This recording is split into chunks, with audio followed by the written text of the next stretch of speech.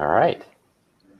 Here we are. Welcome, everybody, to Fridays Are for Founders, a weekly event we put on from the DEC Network to help take real-time, actual questions that entrepreneurs, small business owners have in the community and trying to give you answers, practical, relatable, actionable answers. And so every week we bring a different person from the community to come in and talk about an element of what we're facing as it relates to businesses today, specifically in the age of the coronavirus and COVID-19, and then also talk about how do we develop real solutions to help make our businesses not only survive, but also thrive as we move out of it. And so I'll give a couple of minutes for people to sign on and get ready to get going, and then we'll start with our special guest today, Marty Martinez.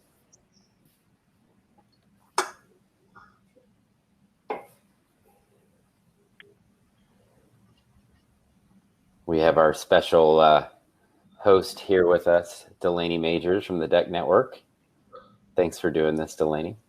Always happy to. Yeah, these events are great because it reminds me what day it is. Yeah, right. Otherwise, it just all goes together. And why not end your week with a date with some information like this that you can take and apply next week or over the weekend, depending on how entrepreneurial you are. Oh. Is that a call out? I think some people, are you encouraging the work through the weekend, or are you encouraging the rest through the weekend? I think a little of both.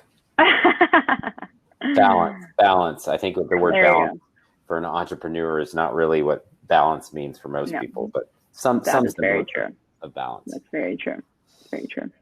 Okay, well, let's get rolling, and people can come in as we get going. But thank you again, everybody, for being here for Fridays Are for Founders, an event online forum for founders and small business owners produced by the DEC Network. So thanks to the DEC for doing that. My name is Trey. I'm co-founder and chairman of the DEC Network, and excited to be here today to talk to you about the topic of marketing and social media best practices during the age of coronavirus. We are really lucky and fortunate to have here today Marty Martinez from the Social Revolt agency to offer some of his experience, expertise. He is a baller in this space and has been doing this for a while, and has helped. And I've seen firsthand the work that he's done and his knowledge and experience, and how he's really able to help frame a narrative, a message, and a brand around businesses. So, Marty, thanks for being here. Yeah, thank you so much for having me. I've been a big fan of it since you guys launched it, and every time I'm able to find the time to tune in to kind of check out one of the interviews on your guests, I always walk away with some actionable information. So I appreciate you guys all the time that goes into organizing something like this. Well, that's Delanie. It's a team effort. So when you start us off, Marty, just introduce yourself. As I said, we don't really like to do the bio thing. It's annoying and somewhat boring and embarrassing for the person whose bio we're reading. But I'd love for the people that are watching this or watching it recorded to get a little bit of an understanding of who you are and why you're the person that we have here today. Sure. Well, first I want to thank you guys all for tuning in. My name is Marty Martinez, and I'm the founder of an agency called Social Revolt. I started this agency back in 2014. When I had initially moved to Dallas, it was to work for E&J Gallo Winery. I was originally an accounting major, and after a couple of accounting internships, I learned very quickly that was not the career trajectory that I wanted. So I packed my bags right after I graduated college. I think I graduated Friday the 13th, 2011. And I was so eager to start my career that I started work that Monday. In hindsight, I maybe should have taken a couple of weeks off. Maybe it would have been nice, but I didn't. And I relocated to Dallas working for that wine company. And it was in my first career job that I really learned the value and the importance of leadership. I had a really good boss, and that boss had a lateral promotion, and then I was stuck with a boss that that wasn't an effective leader. And I stayed there for about 2 years, and was trying to put a square peg through a round hole, trying to make it work. And one day I woke up and realized how unhappy I was. And it was only after I had left that job, my roommate, who I found on Craigslist, was a program director for this little accelerator called Tech Wildcatters. And he was my roommate at the time. And like most people coming out of college, I really didn't know what a startup was. But he invited me to be part of the Tech Wildcatters to go volunteer. And he's like, you don't have anything better to do? And I'm like, you're right, I don't. And so I went and I volunteered, and that's where I got my first sort of my experience with this thing called a startup. I didn't know what it was. I just thought it was this thing that people just talked about, and that was only in Silicon Valley. And it was through that experience that I was exposed to the startup life. And at that time, I didn't have a job, but I knew that I wanted to work for a startup because I got really energized by the idea of building something from nothing. So I actually interviewed for a startup marketing agency and didn't know anything about marketing, and had a really great interview. I met him at the Witch right here in Uptown, and had a really great interview. And the guy was interviewing me. He goes, look, I really like you. I'd love to hire you, but here's the thing. I can't hire you for another 3 months. So I remember sitting back in my chair, and I thought to myself, well, I could stand up, shake his hand, and say, cool, I'll talk to you in 2.5 months. Or I could make him an offer he couldn't refuse. And I had already been interviewing with a ton of different places, and I'm like, I think I can learn a lot from this guy. And so I made him an offer he couldn't refuse. I said, how about this? How about I work for free for 3 months? And for any startup founders out there tuning in, when someone offers you free help, the next question you ask is, well, when can you start? And so sure enough, that's how it happened. And I worked at that startup marketing agency for a year. And that's where I kind of learned, things like invoicing, things like scope, things like, that's where I was self-taught, a lot of the marketing that I know now from this thing called the internet. And after a year of working for that startup agency, I woke up one day, and as many entrepreneurs can attest, I thought I was ready to start my own company. Plot twist, I was not ready to start my own company. But that was the beginning of me building the agency where it is today. And now we're about 6 years in, and it's exciting, but I'm learning, I'm learning a lot throughout this sort of journey and experience, like most entrepreneurs do. That's great. Sorry, that was a very long way. No. I think it's important because I think one of the things we realize when we sit and around other entrepreneurs, small business owners, is that there's a language that's spoken that that you understand if you're an entrepreneur. And so when people hear you sort of tell your story, I think it resonates with a lot of us to be like, oh gosh, I've been there, or what a creative idea, or man, that stick-to-itiveness that is so necessary for entrepreneurs to be successful, that persistence is helpful. So I think, a lot of people probably sit around and can, either shake their head and remember what those early days were like, or laugh along with you in terms of your story, although might be a little bit different than the rest of us, is similar in some ways. So we're a community here, a fraternity, if you will, of entrepreneurs who are going through this roller coaster of building businesses. And I think the one thing you said was really interesting was this idea of, look, I'm still learning, I'm still growing. By all means, I think a lot of people look at you, Marty, and what you built, and they're like, oh my gosh, he's so successful. It's working so well. He's got all the stuff going, not only personally, as you've been, doing a lot of work with the UN and other awesome organizations, but also professionally, the types of clients you have and the types of work you guys have done. So I think it's just important for people to realize all of us are on this entrepreneurial journey, and we're getting there, and it's not easy, and we all struggle, and we all need community. We all need things like this. I mean, something I often tell entrepreneurs, especially with the Fast Start program that we've launched to connect mentors to entrepreneurs that need it is I tell the mentors, if you're a mentor but not also a mentee, something's wrong. We always need to be learning and growing and exploring and growing from there. So thank you for that introduction. That was awesome. I'll turn it over to Delanie and let her kind of ask some of the questions. Also, for anybody on the call, you feel free to ask questions in the chat area, and we will make sure that Delanie will make sure we get those asked to Marty. My job is to sort of sit back and add color commentary from time to time, but really we were going to take advantage of the opportunity we have for Marty to be here so we can pull from his experience, wisdom, and expertise. Delanie? Yeah, well, that's great. No, I love the background. You talk so much about learning. We are very much in a learning, fast, quick environment right now. We're all in this process of figuring out what's even going on and adjusting our own businesses. So talk a little bit about, when all this first started to happen, what were the first quick trends you saw? What were kind of the first things as a business you guys decided to do, and what you kind of learned from that, and really what was y'all's first reaction? Yeah, that's a great question. I felt like we felt the impacts of COVID-19 happen really long before it hit sort of mainstream in the US, because a few of our clients, they build products in China.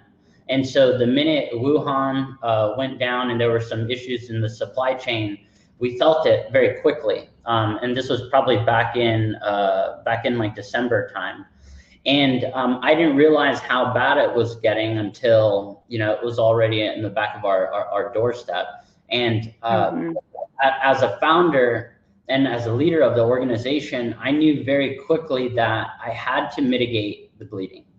I had this spidey sense, at the back of my neck, that I had a feeling that I was going to need to mitigate the fallout from either lost clients or people sort of backing out, or businesses, brands asking to put pause on contracts and things like that. And most importantly, having empathy for what they're going through, because I was also going through the same thing.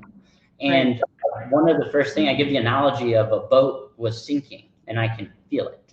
And one hole pops up and a gush of water goes, right? And it's like, okay, gotta stop that one. Put my hand on that one. Up, there's another one. Okay, got the other. There's another one. And then I put my right foot on that one. And my goal was to, how can I stop us from going under? Right. And knowing that I still had, payroll and things like that to make, and all these other ancillary expenses. So that was the first thing, is I tried to mitigate the fallout that was going to happen. And then I personally reached out to every single client, and I got on a Zoom with them one-on-one to let them know that we were committed to to servicing them and helping them get through this storm. And that sort of mitigated the fallout. Then what happened shortly after that was, okay, I stopped all the bleeding. Then I needed to take a look at the financials. And the financials told a very sobering story about the reality of where we were at. I equate it to a doctor running blood tests to see what's wrong with you. Well, it was after I had stopped the bleeding, then I was like, okay, now let's take a look under the hood. And when I took a look under the hood, data is data, right? It is not, it's not subjective, it's 100%, it is what it is. And so it was a very sobering reality for me to look at the financials and then look at the costs that I had, and I had to make some decisions, some really tough decisions relatively quickly for the greater good. And I'm fortunate to have come across, Trey and Nick Kennedy's, I'm a big fan of their podcast that they do. And in that podcast, they were talking about what founders and stuff can do to kind of help get them through this COVID crisis. And I applied literally what I heard and what I read from the blog that Trey put together to put together a 30, 60, 90 day plan. And so I took the wisdom of people that have done this before me and have gone through a very similar episode with the 2008 recession, but that was my biggest way of getting my head above water. So I took those I brought in my leadership team and said, hey, this is the framework that we have to follow. Let's go. We need a 30, 60, 90 days. And I've been fortunate. And then another thing he was really big on is transparency. It's the first time I've ever owned a business. I never even went to school for this, you know? Right. And so I draw a lot of what I do from, you know, people like Trey, people like Nick Kennedy, and other entrepreneurs in the Dallas ecosystem that have done it before me. They've ran into those walls so that we don't have to. And sometimes it's a little frustrated when when you have mentors and people like that say, hey, this wall is going to be right in front of you, and then you still hit it. And I would get frustrated about that. But then I had to remind myself, like, it's unknowable. The sun will rise tomorrow, just like I'm going to have to make these type of difficult decisions. So the minute like I got comfortable with that and didn't beat myself up, like, man, if only I could have predicted the future, I would have done Y, Z. You know I speak for myself. I'm very tough on myself. You know, when I do a misstep or when I don't find myself in the best prepared state, but I think you know, being a little bit easy on yourself and knowing that everybody else is going through it. But that's kind of one of the things that I did very early on, just to mitigate the bleeding. But then I challenged the team to think differently on how we're servicing our clients. What are the biggest pain points that are keeping our clients up at night? And how can we adapt and evolve and apply what we perceive their biggest issues to be and regurgitate that back to them and provide value in a way that gives them peace of mind that, hey, we might have been given a bunch of lemons, but you know, with these lemons, we're going to make lemonade. And I'm a big advocate of this, that there's always so much opportunity amidst crisis. Yeah. You talk about, you know, servicing your clients and bringing value to them. You know, in this craziness, what have been some of your strategies for social media during this time, and to continue those services that you provide to your clients? That's a great question. One thing that I'm really excited about is that, you know, while I was pushing and challenging my team to think differently, the output of that, of everyone contributing, whether you're at the executive level position, you're mid-level or entry level, everyone had something to contribute to the new way of how we were going to adapt. And one thing that we decided to do was is look at data. And what we did was, the minute the lockdown started happening right across the country, we looked to data to inform how and what we were going to do next. A perfect example of that is we work with a big liquor brand, and bars and restaurants are closed. You know, this particular liquor brand relied heavily on on-premise. On-premise is within restaurant sales. Not a big chunk of their business is off-premise, where you can go to a liquor store and buy it. So we kind of had to pivot. But one thing that we recognized was the data. We looked at things like Google Trends. Google Trends, if you guys haven't used that out there to inform any sort of strategy, that's a great that's a great starting point, because when people go to look for information on things, the first place they go for Google. Is for Google. And so we looked at Google Trends, and we started looking at different search queries related to that specific client. Well, one interesting thing we found is that the first Saturday after the lockdown happened, kind of across the country, we saw a massive spike in the search query cocktail recipes. So we see that a bunch of people are doing it, and then we kept analyzing the data, and it's every Saturday. We saw this spike of people somehow surviving the chaos, of getting through the week. But when they got to the weekend, they're yeah. I can't go to a bar. I can't go to a restaurant. Let's research cocktail recipes. Right. So we looked at what people were doing on Google, and we shifted our social media listening strategy. So then we started isolating conversations that were happening across Facebook, Twitter, and Instagram, and finding opportunities to be part of this conversation. Those queries in a week's given time were on social. We found about 20,000 conversations that were happening online of people just tweeting, man, anybody have any good cocktail recipes they could recommend? Right.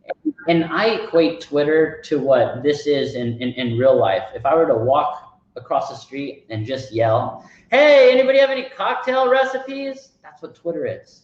That's an example of what Twitter is. And there were 20,000 people out there looking for this information. So what did we do on behalf of the brand? We found opportunities to be part of the conversation to solve a problem of that consumer. Had they ever heard of the brand? Maybe, maybe not. Chances are they maybe haven't because it's on premise, but now this created an opportunity for us to humanize the brand and provide value over and over and over again to 20,000 potential customers in any given week across the country. Yeah, you talk about Google Trends, a little bit about Twitter, and just to back this up a little bit for some people that might be, at a beginner stage when it comes to marketing, explain what you mean by social listening and some really entry-level ways. Where do you even start? Am I literally searching in hashtags on Twitter? Like, where are some places you start to really get a good grasp of Google or of social listening beyond Google Trends? Kind of walk us a little bit through that for somebody who might be at more beginner stages of their social media marketing.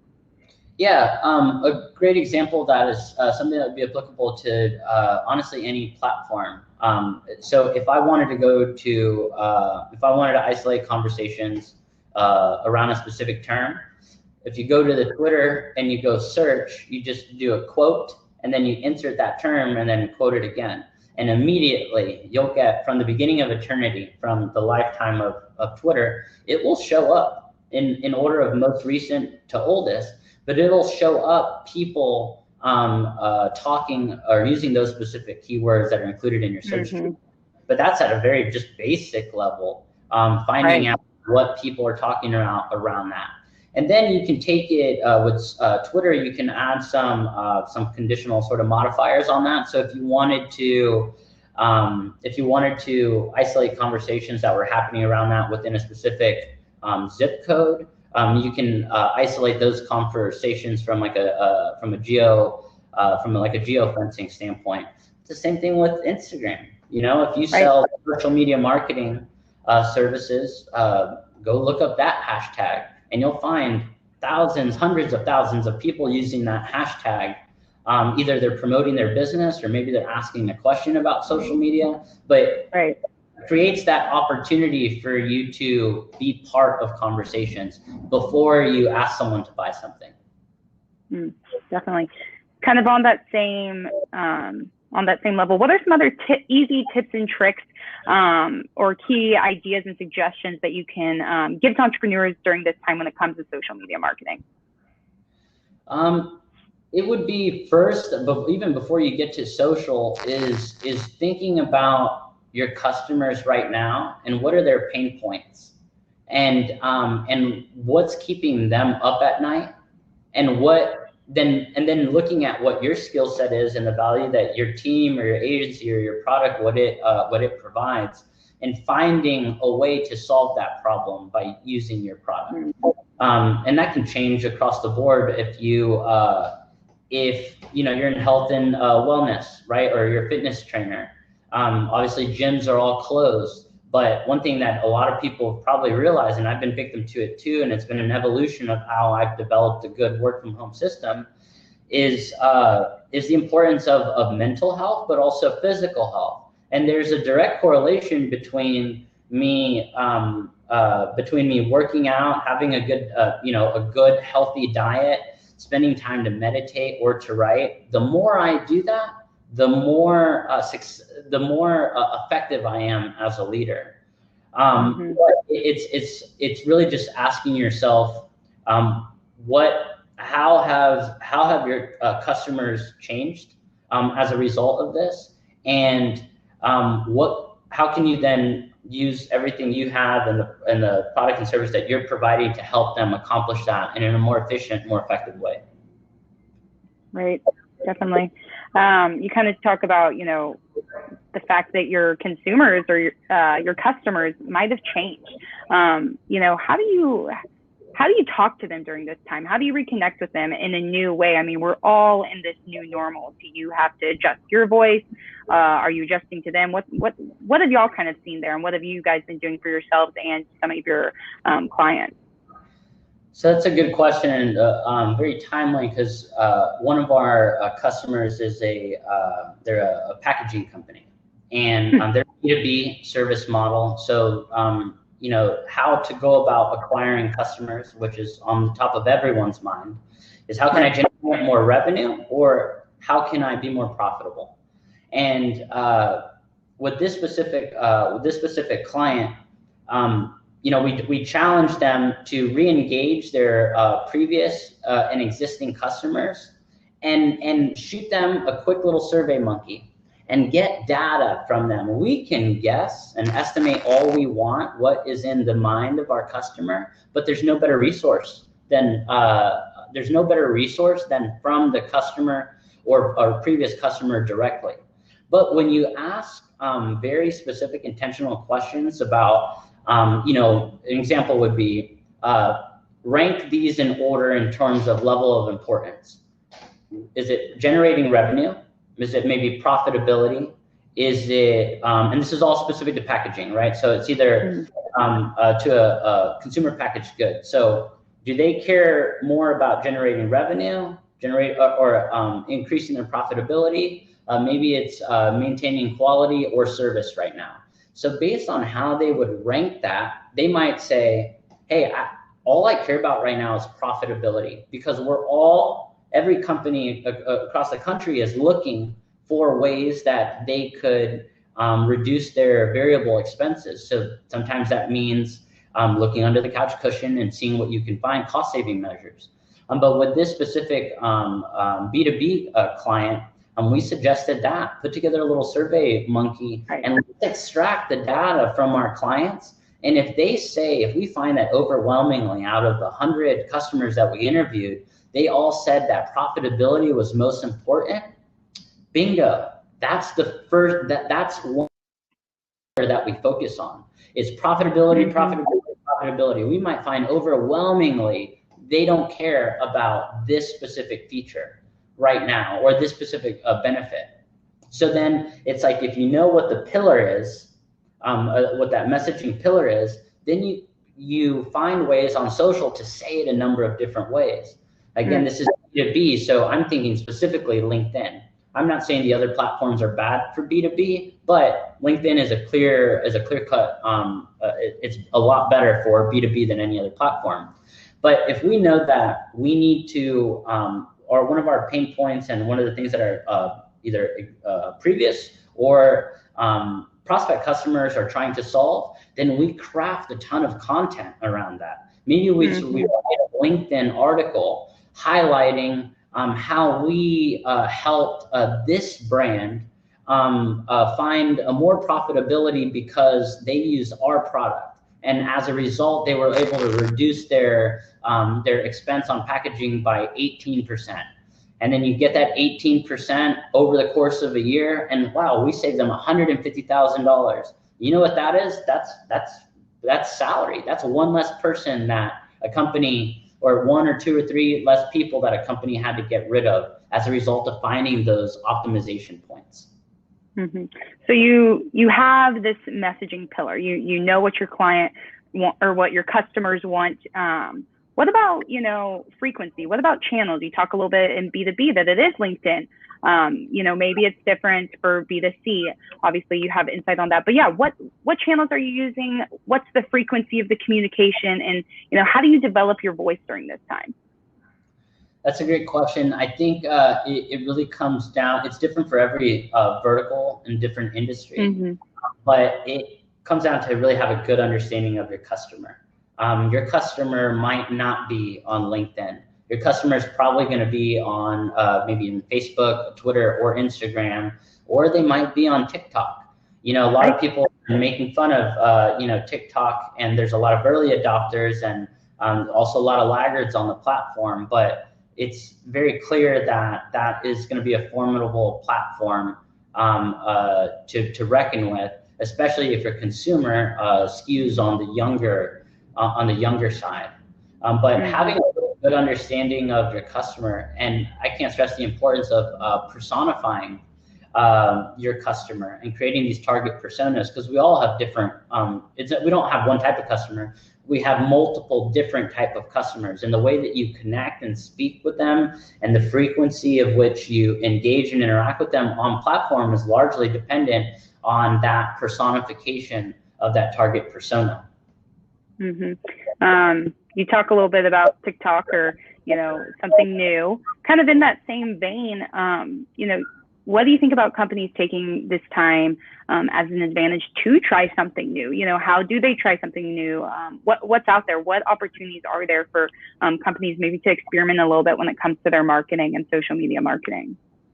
One of the biggest opportunities I see right now that, isn't one that I think you'll find on, some list that says, top 5 things you should be doing in 2020, is I think everyone says utilize LinkedIn better, but I think that there's a way to really hone in and for brands to establish their subject matter expertise if they use it intentionally. But it's not just using it intentionally and having the right messaging. The real power in LinkedIn is galvanizing your team, galvanizing your organization to not only adopt the company messaging, but also support it. And a good example of that is, if a company CEO writes an article, or someone within the organization writes an article about the value proposition that their brand brings to the market. Traditionally, people think like, oh yeah, we're going to do that, but we're going to post it to our LinkedIn company page, and that's typically how people think of LinkedIn marketing. But I would challenge that and to dig a little bit deeper. Certainly post it on the company page and you have messaging that goes out. But the biggest, the way you're going to realize the benefits out of this is empowering people in your organization to be the torchbearer for that specific benefit or service. So let's say that your operations person writes a blog and they talk about all of the advantages or our process and what makes us unique and how it's helping company XYZ. Well, when they post it, that's great in and of itself. But what we're starting to do now is galvanize the entire organization to adopt and to build up and push this type of messaging. So when when that person in the organization writes the blog and uploads it as a LinkedIn article, well, everybody in the organization knows that this is coming out, and they're all given instruction to go comment on it. And don't comment and just say love it, or don't comment and say this is great, but really take some time to provide a thoughtful comment and find a way to build a bridge to either a previous client that would resonate with benefits, or maybe it's a prospect client that messaging would resonate with. Because if you have one person post a blog and you have 10 people on a team, they all go and leave their 2 cents and they leave a thoughtful sort of message, that has a ripple effect. That is equivalent to me picking up pebbles in a fish tank and dropping them.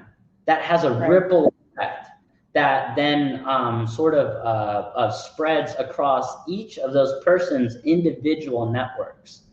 And I think if companies can develop that same sort of strategy, then they could be really successful and see results go through the roof on LinkedIn. And one other thing worth mentioning is that LinkedIn just came out with this really cool feature that not a lot of people are utilizing. It's the ability to for people to invite other people to like a LinkedIn page. Historically, you were never able to do that. And now that you can do it on LinkedIn, that's really a game changer, but it's only for those who are willing to adopt the diet plan. You know, those who are willing to go in and do it daily, and not like a mass invite, but you're very thoughtful and intentional with who you're inviting. And this is something that we're instituting for one of our clients. One of our clients said, hey, we want to generate more B2B. And we're like, okay. And they're like, we have this idea for this campaign. And we want to do this really cool giveaway. And we're listening, and we're like, okay, great idea, but let's think about this. Right now, your LinkedIn audience is very small. So the people that we're going to talk about this to is not a big audience. Love the idea, but let's table that. First, let's focus on how do we get a bunch of our prospect customers to like our LinkedIn page, so that whenever we do talk about the value and benefits of our service, they're going to be one of the first ones to see it. So I challenged them and said, hey, let's do this. Let's adopt this. We put together this growth plan for them on LinkedIn. And we told them that, look, if you're going to do this and it's going to be successful, we recommend that you have this part of your daily stand-up. Because here's the limitation with LinkedIn. They will let you invite people to the page, but there's the caveat. You can only do 25 per day. Because they don't want, the last thing that they want is all their users saying select all and boom. Right. So you have to go in and tactfully invite each people one by one, but it resets every 24 hours. And the other little caveat is that in order for you to have access to this, people need to be be given a role on LinkedIn. So they need like access to manage it. And it's when you have that access, they can go in and very quickly do it. But imagine this, we do it 25 people a day across a team of 10. That's 250 people are invited a day, right? You do that of 10 days consistently like clockwork. Well, we just invited 2,500 people, and not just any people, but we give our team specific instruction to go invite previous customers, go invite prospect customers, and go invite current customers, so that when we disseminate those 2,500 invites over the course of, let's say, 10 days, we can measure what the conversion rate is, because not everyone is going to say yes, and some people might see it and not click it. But let's just say we got a 10% conversion rate, 250. That's still pretty dang good.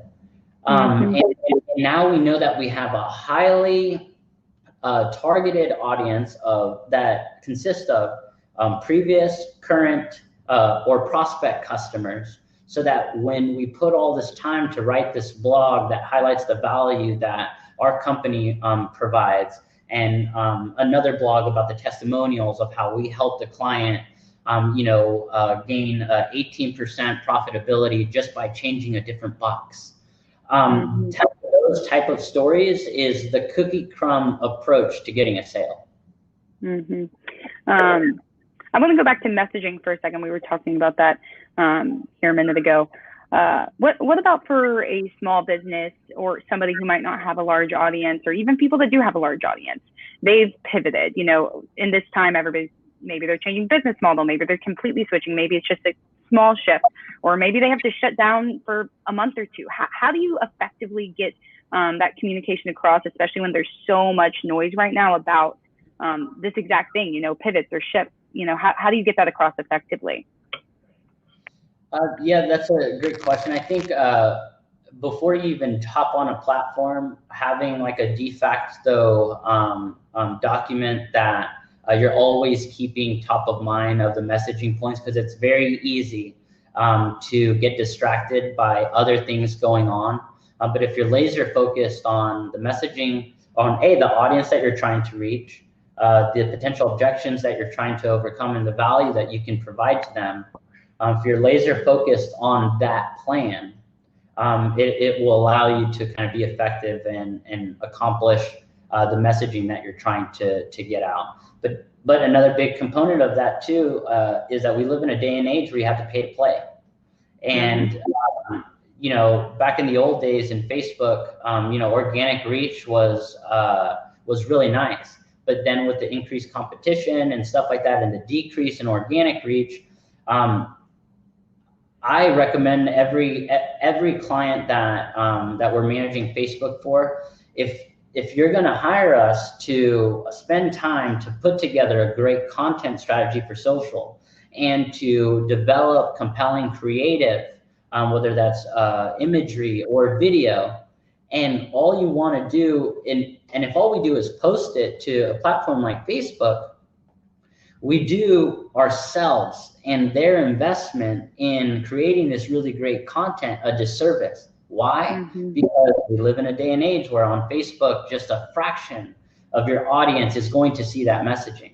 So then what we've done is we've instituted a sort of like an engagement strategy that's centered around paid advertising. So for one of our clients, that was one thing they struggled with. They had maybe 100,000 followers on Facebook, and they were getting frustrated that we're writing all this content, but it's only getting, you know, maybe 30 likes, 40 likes, 100 likes, sometimes 2 likes. And they were really frustrated by that. So we said, okay, we'll put together an engagement strategy that will be what is lighter fluid to a small flame. And so what we did was very simple. If anyone's ever run some Facebook ads, you can run engagement ad campaigns. And for this one specific client, we identified who the audience was and who would resonate with the messaging that we wanted to put out, and cool. We targeted them, ran the ad.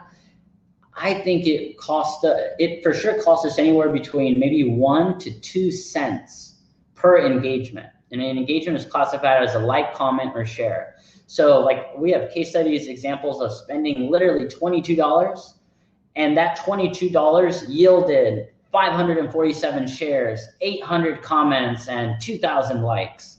Like that's the type of engagement that the client wanted to generate, and it cost us a fraction, you know, of, you know, just a small fraction of money to get in front of them. And I think the name, and not a lot of brands are doing this.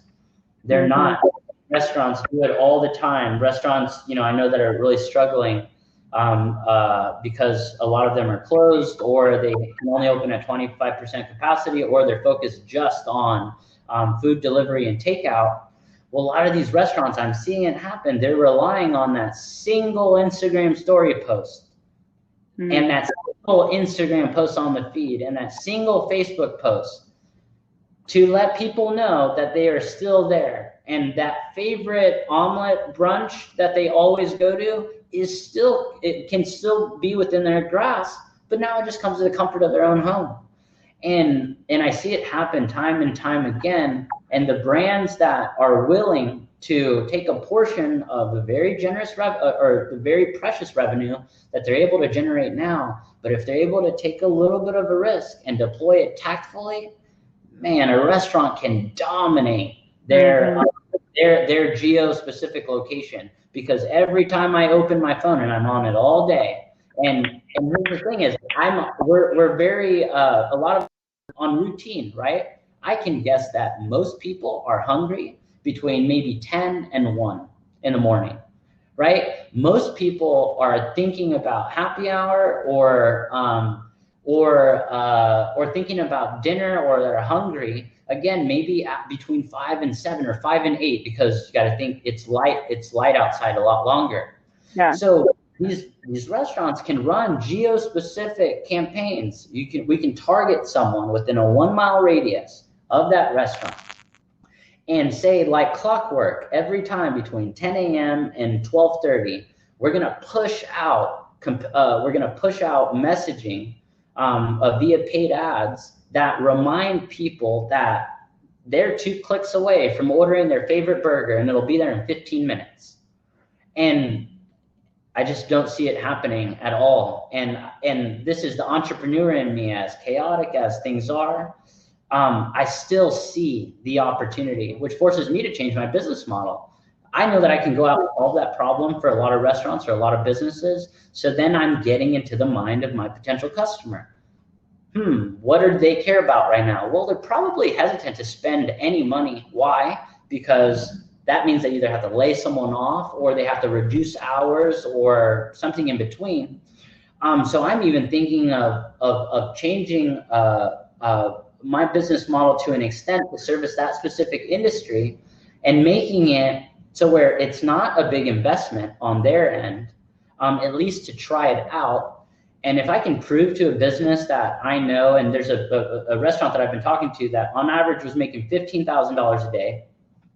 Obviously, all this happened and things opened back up. They finally got up to about $5,000 a day. And so me knowing that, I'm like, okay, if I'm in his position and I'm making $5,000 a day, what's $1,000 or $2,000 of a bet to generate more revenue? So it's, I'm taking that methodology of like, putting myself in their shoes, retooling the way I sell, what my pricing is, and maybe I could probably get a lot of volume. If I was an agency and I wanted to just run out and sell a bunch of $1,000 or $2,000 packages, that's a very low risk to someone who's making $5,000 a day. And if I can prove to them that the Instagram ads that I am running, people are swiping up and ordering from Grubhub right there, any owner, no matter what you sell, if I can show you that, that $500 you put in, well, here's the trackable revenue that generated. I went and ordered takeout at a restaurant for Cinco de Mayo and paid $100. $100 on one conversion, and if I'm able to do that, the question I have is, on $500, how many transactions like that can I replicate? And if I'm able to show, hey, we just sold 20 of these, and what was the basket ring on that? Any owner's gonna be like, hold on, so I spent $500 to generate 2,000? Okay, let's do that again. And the thing is, very scalable. We can focus on Fridays. Like, I know right now I'm getting thirsty and I haven't had a cocktail all week. But, at the end of the day, I'm going to be thinking about, cocktails or about appetizers or something, because I don't want to cook again. So it's really getting into the psychology of where people are now, whether that's your customer in the B2C realm or B2B realm. There's a lot of questions that you could ask that would get you to a place where you want to be in understanding your customer. Well, it sounds like that's not dissimilar from the normal customer relationship that we have, right? The idea that you're constantly trying to figure out what the customer wants, what the customer needs, how you can support that, and how you can develop a strategy that allows them to get there. And I think you've just given several really great examples on the way entrepreneurs can think creatively about servicing their customers. And it really comes down to asking them. You want to know what's on the mind of your customer, just ask them. And then once you understand the goals, then you can determine how to best support them. And then the final piece is the data-driven results and measurables that you have there. So I think that's really interesting for our audience right now. Specifically, there was a question that was posted in the chat room by Danielle saying, what is the viewpoint on buying lists specifically for certain industries with, X number of employees or a certain revenue amount, and targeting new prospects in that way? Do you have an opinion on that? Yeah, that's a great question. You could either buy access to a list where, an example of that would be with one of the big media companies, right? Like D Magazine, Culture Map, Modern Luxury, they all sell email blasts or access to their different segmented audiences.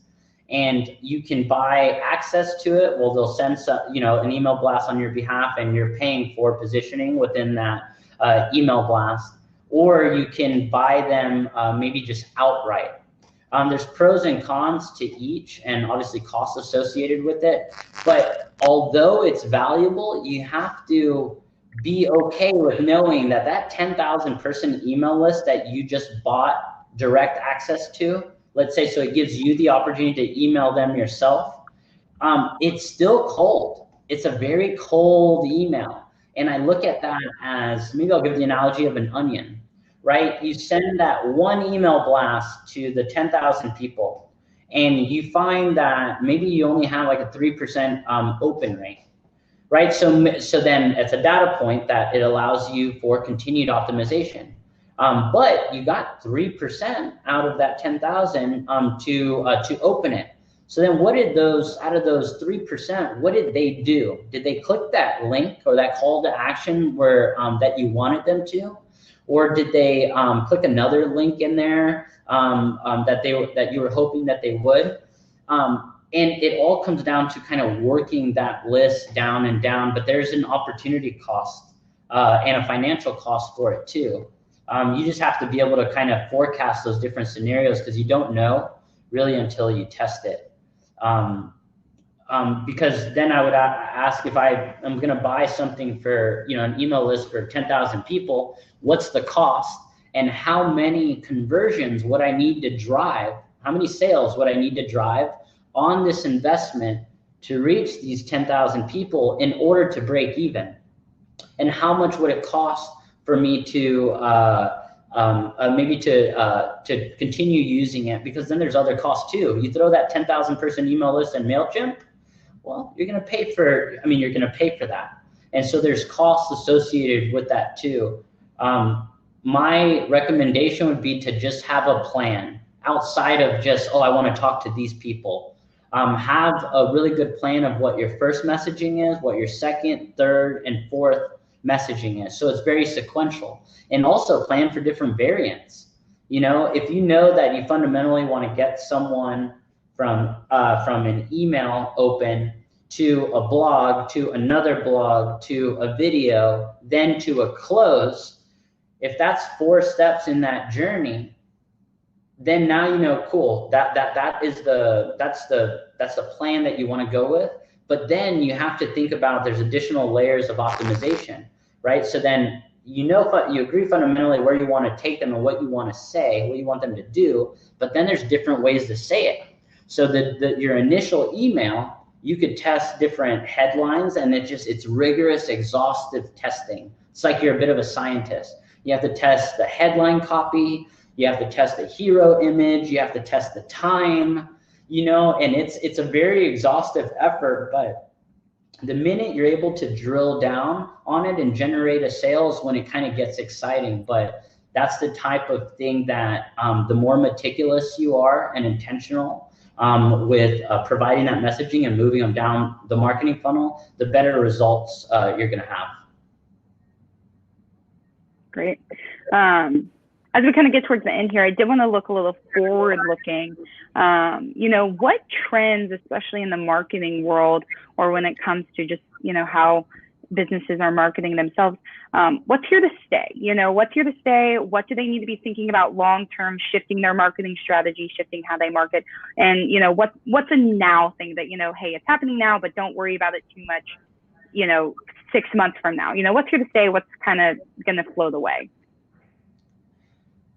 I'm bullish on the idea that I don't think things will turn back to normal. When I think about, big things big experiences that happened in my lifetime, in our collective lifetime, of things like the recession, or things like, the September 11th terrorist attacks, there's these things that have happened throughout our society that we don't ever necessarily go back to normal. 9/11 is a great example. Like, the increased security was there to stay. I think as a result of that, full disclosure, I was I think maybe in the 7th or 8th grade, so I wasn't flying a lot. But Trey, you might be able to tell us, you weren't always supposed to take off your shoes, right? Wasn't that like something new that happened as a result of like airport security? Hey, he asked me that because I'm old and I have this, It's only because you do that today. No, it did not. TSA used to be very different. Like you would get to an airport 15 minutes before your flight and walk in. It was a very different world back then. And that's kind of my point, is that I think it's about that things will go back to normal. I don't think they will. Things, I think there'll be new measures that will be put into place, and maybe how we communicate with each other. It's changing the course of my business. I was the type of boss that if I just felt uncomfortable with it, if I didn't see you in the office, I just for sure that they were doing their job, you know? And then we were just kind of, this whole incident just pushed us over the ledge and said, you're not going to try work from home. You're going to do it, and good luck. And I remember first week, I felt so bad because, you know, I was telling my team, I go, let me preface this by saying that this is going to feel a little micromanaging. Because we had to adopt the way that to this new way of working, and on day one of working from home, we were applying the old way that we did things with the new, and so it was very sort of hairy that first Monday. I remember, I'm sure people were like, "What, Marty?" You know what I mean? And I was like, "Just bear with me, guys. Like we just." I want this to work, and you know, I got the team's support, and we developed a system that is so different than what we were doing when we were in the office in terms of keeping each other accountable. We were instituting things like Zoom, and then Slack, and then you know, Google Drive organization structures, and these new norms. But I think for anyone out there that has, I mean, a lot of us has been experiencing you know, this new frontier. I don't think things are going to go back to normal. So I would challenge people to think of like, go look at the good that is coming from this, and see what you can adopt. And I'm like I said, I'm very bullish on this. I'm already telling my team that, you know, I like the idea of us not going into the office, though there's a fine balance because we still crave that human interaction with each other. And so I've been, you know, of course I threw this idea out to the team, and now they bring it up every other day that we're still good with the plan. But the idea was that everyone always has off 4-day weeks. So you're off every Monday. You only come into the office Tuesday, Wednesday, Thursday, and then the office is changing too. I don't think that I'm going to have a traditional office. I almost need a fractional office. So to any co-working spaces thinking out there, like I am a early adopter to this new norm. It doesn't make sense for me to go work at a WeWork under that traditional model that I have to pay for an office. I'm actually in the market for a fractional office. I just need a place where I can pop in, do team meetings, and it's a place for us to gather. If I can keep stuff there, great. If I can't, you know, it's not a big deal, but I think doing your best to see how you can use this opportunity to remain your competitive edge. And me adopting this new work from home structure with the team will allow me to get better talent. I'm not going to be now specific to having talent physically in Dallas. I can hire talent all over the country. And because I'm cool with it, right? Because we have a good workflow process that works. And what does that mean? That means increased profitability for the business because I don't have to pay to maintain the office. I'm not sunking money into you know, insurance for the office and all the little ancillary things that add up. And then the output of that is a leaner, more productive agency. And right now I'm even challenging my team. No one has to commute. You know what I mean? And I'm really big on mental health and you know, personal well-being. And I just bought a Whoop app or the Whoop watch. I don't know if anybody's heard of it, but it's a really cool device. And I know my team has been struggling like I have to effectively work in this new norm. And I'm trying to help them as we help each other. How can we collectively keep each other accountable and adapt this new way of working that will put their health the priority? I'll ask everyone right around lunchtime. I'll say, hey, has everyone eaten lunch today? Because I'm the worst culprit for that. Has everyone eaten lunch today? And who hasn't gone outside? And then someone says, oh, I haven't gone out yet, and blah, blah, blah. Okay.